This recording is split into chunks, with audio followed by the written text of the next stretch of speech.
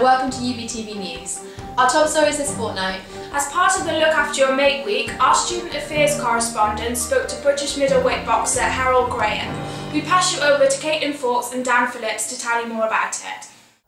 A surprising 1 in 4 people in the UK will experience a mental health problem at some point in their lives. Mental health problems are more common amongst students than the general population. We'll be covering a talk today by the famous British boxer Harold Graham, who battled with depression following his retirement from boxing in 1992. So I'm here with Harold Graham. What do you think the most important thing is for students suffering from depression to do? I think the most important thing, first and foremost, is get in touch with a specialist. The specialist being the doctors, and the doctors can refer them. Otherwise, they're going to be stuck in a rut with themselves, thinking that, nah, I know what I can do, but they don't. I thought that of myself. How big an impact did supportive friends have on your recovery?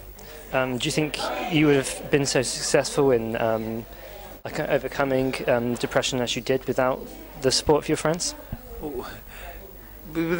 My greatest support was my fiancée. She was my greatest support in respect that she noticed something which was different from me, and I wasn't coping with my life, my day-to-day life, and from telling someone and admitting me in hospital, and like I said, but I got the treatment I needed. What would you say is the most important thing for supporting a friend or boyfriend with depression? Talking, really, just being available, being aware of changes in their behaviour, looking out for signs that something isn't right, you know. Generally it's a change in their pattern, whether it's sleeping, eating, quiet moments, you know, hygiene, not exercising, and, you know, just saying, are you okay, you know, do you want to talk about it? Thanks, Dan and Caitlin. And for our next story, after the recent annual members meeting, we found out about what your students and officers feel about the Meat Free Monday motion that was passed there. We passed you over to Sol Milne and Anna Harris to find out what's been going on. Hi, this is Anna for UBTV Science. This week we're talking about Meat Free Mondays, a motion that's just been passed at the Students' Union. What do you think about Meat Free Mondays? I'm a big fan of meat in my sandwich, so it's a bit of a shame for me. I don't know, I mean, it's a good idea, but I don't think many people are really going to be in support of it, because it's like, I don't know, meat is kind of so essential to everyone's food, you know, it's like sandwich unless you're vegetarian. I think it's really good because there's so much meat that gets used, and just one day a week it would be good for people to just not have that in their diet.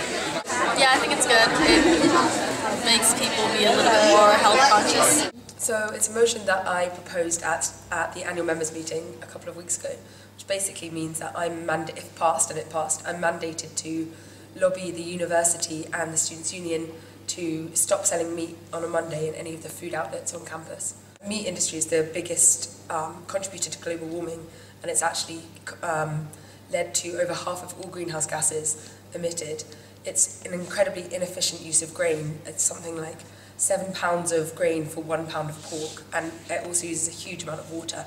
It's about thinking about the impact that by eating meat we're having on the planet, and the other aspect is that because there is a huge growing population and a growing demand for meat, we're also having expectations of cheaper meat, which is not sustainable. I mean, just this current sort of horse meat scandal is showing that our expectations of cheap meat is not actually realisable. So have you faced any opposition to this motion since you've tried to pass it? It's been quite controversial, I think. Obviously, I mean, I understand people are saying, look, I want to eat meat, I can. And I'm not saying people shouldn't, but I think it's, and of course there's so many other places you could buy meat around Bristol. Opposition at the AMM was from certain students. One of them was a farmer in Devon, or his parents were farmers. And he was sort of saying, look, we need to eat locally sourced organic meat, which is fine, but that's quite a middle-class solution, I think, because not everyone can afford to buy well-sourced organic meat, and at the moment, while it is so much more expensive, that's not necessarily a solution. Thanks, Sol and Anna.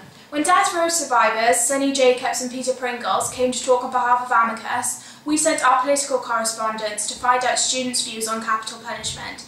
Here's Fenella Nance and Kat Higgins with more details. Hi, this is Fenella for UBTV News.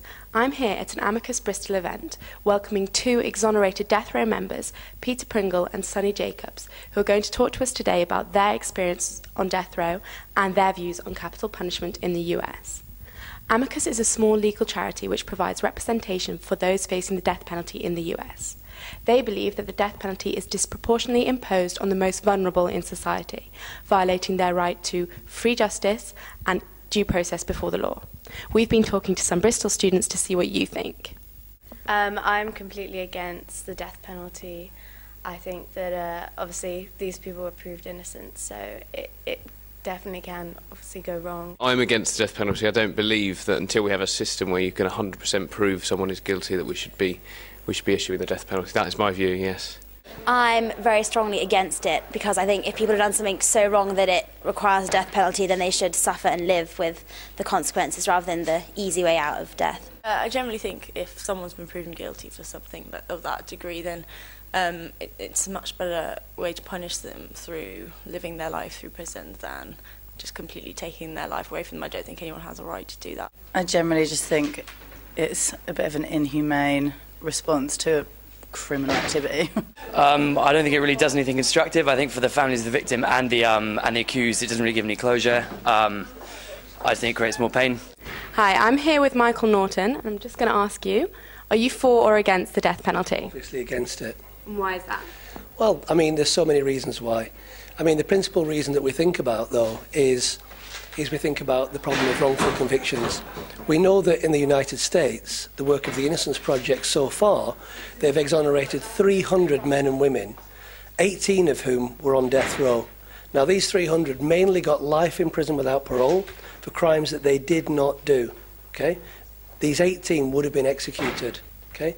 So we also know from the United Kingdom experience that the reason why we abolished capital punishment in this country in the 1960s was because we executed somebody who was innocent. That man was called Timothy Evans for the murder of his daughter Geraldine. So, I mean, that's a kind of very straightforward reason why we're against it. I mean, I've got more kind of ideological and humane reasons against it, but that's a principal kind of biggest reason that we can put forward.